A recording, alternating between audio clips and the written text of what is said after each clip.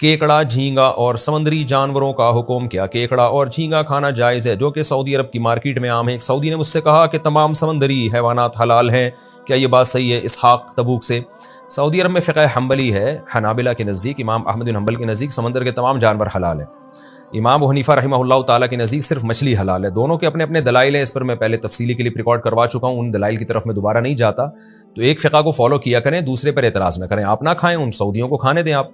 اور سعودی عرب میں بھی جو حنفی ہیں عرب، وہ نہیں کھاتے۔ سعودی عرب میں حنفی عرب بھی بہت ہیں، شافی بھی بہت ہیں، مالکی بھی بہت ہیں، چاروں فقہ ہیں سعودی عرب میں۔ تو چونکہ حنابلہ زیادہ ہیں اس لیے وہ کھاتے ہیں، تو ان کو کھانے دیں آپ، اختلافی مسئلہ ہے۔ باقی امام حنیفہ کے دلائل کیا ہیں میں بہت دفعہ ریکارڈ کروا چکا ہوں۔ سب سے اہم ترین بات یہ ہے کہ قرآن کہہ رہا ہے کہ مردار تم پر حرام کیا گیا ہے نا، میتہ حرام ہے، تو اس سے مستثنا حدیث میں صرف دو چیزوں کو کیا گیا ہے۔ نبی نے فرمایا احلت لنا میتتان، دو مردار ہمارے لیے حلال ہیں، السمک والجراد، ٹڈی اور مچھلی۔ تو نبی نے دو چیزوں کو مستثنا کیا ہے، اس کے علاوہ کسی چیز کا استثنا نہیں ہے۔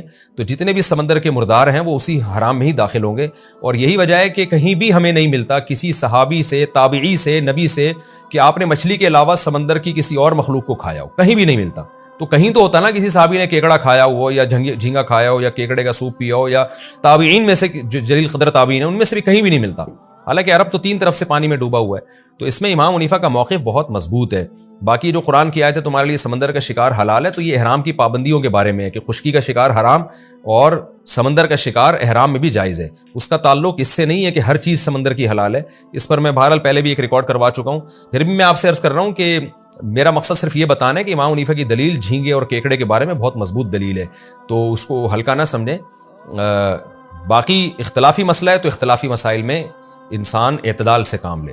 تو آپ ایک فقہ کو فالو کریں، یہ نہیں کہ آپ نے کیکڑا کھانے کے لیے شافی بن گئے اور جب آپ کے جسم سے خون نکلا تو وضو ٹوٹ گیا، یہاں بھی آپ شافی بن گئے، اور کسی اور بچی کو ہاتھ لگایا، امام شافی کہہ رہے ہیں آپ کا وضو ٹوٹ گیا، یہاں آپ حنفی بن گئے۔ یہ ٹھیک نہیں ہے۔ انتظام اسی میں ہے کہ ایک فقہ کو فالو کریں اور دوسرے پر اعتراض نہ کریں۔ باقی جھینگا پھر حنفیوں میں بھی اختلاف ہے کہ وہ بعض حنفی علماء کہتے ہیں کہ جھینگا مچھلی کی ایک قسم میں داخل ہے، تو اس لیے وہ کہتے ہیں جھینگا کھانا جائز ہے۔ بنگلہ دیش میں اسی پر عمل ہو رہا ہے، وہ کہتے ہیں مچھلی کی قسم ہے، لیکن اس لیے بنگلہ دیش میں حنفی فقہ ہے لیکن اس کے باوجود وہ جھینگا کھاتے ہیں، کیکڑا نہیں کھاتے، وہ جھینگا ضرور کھاتے ہیں، کہتے ہیں یہ مچھلی ہے۔ ہماری رائے یہ ہے کہ یہ مچھلی نہیں ہے، اس لیے ہم جھینگے کو بھی صحیح نہیں سمجھتے۔ لیکن بہرحال پھر بھی میں نے بتایا اس میں شدت، جھینگے کے معاملے میں بہت زیادہ شدت اختیار نہ کریں۔ میں کبھی بھی نہیں کھاتا جھینگا، لیکن اگر میرے سامنے کوئی کھا رہا ہو تو میں اس کو روکتا بھی نہیں ہوں، تو کیونکہ جھینگے میں پھر اور مزید اختلاف ہے۔ تو احتیاط کریں کہ اتنی اللہ نے حلال چیزیں کھانے کو دی ہیں تو مشتبہات کی طرف جانے کی ضرورت کیا ہے آپ